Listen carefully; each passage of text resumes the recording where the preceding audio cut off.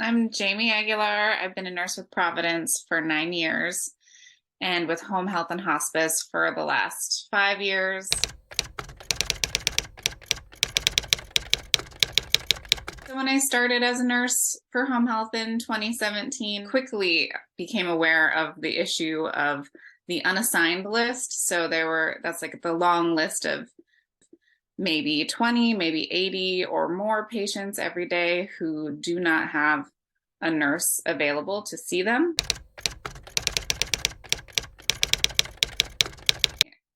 In 2020, the productivity expectations markedly increased. We were seeing for an 8-hour day, we would see 4 patients was the expectation for repeat follow-up visits. And then it changed to 5.5 patients a day.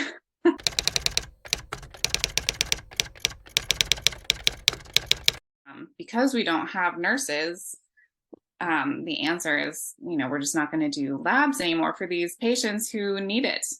They're paying $20 to $150 per mobile lab visit. Whereas before it was covered by Medicare for a nurse to come out and do it.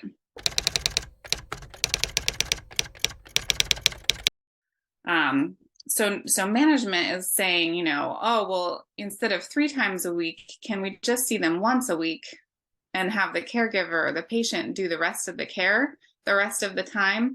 As you can imagine, those wounds deteriorate. Patients end up with, instead of like a stage 2 pressure ulcer, a stage 4 pressure ulcer that's to the bone, and they have a bone infection, which, might require surgery or might end up with them going septic and into shock and in the ICU.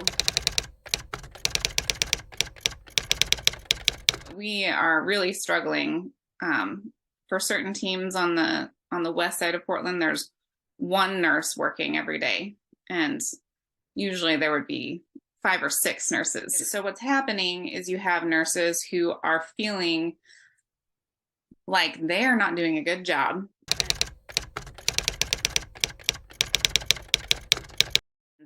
We've been told by management that unless we meet our productivity expectations, they're not hiring to replace those positions.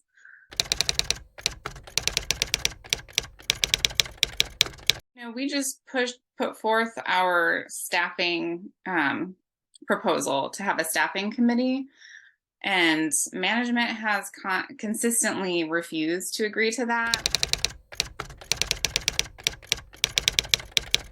It seems like Providence is just not going to do the right thing without a law in place.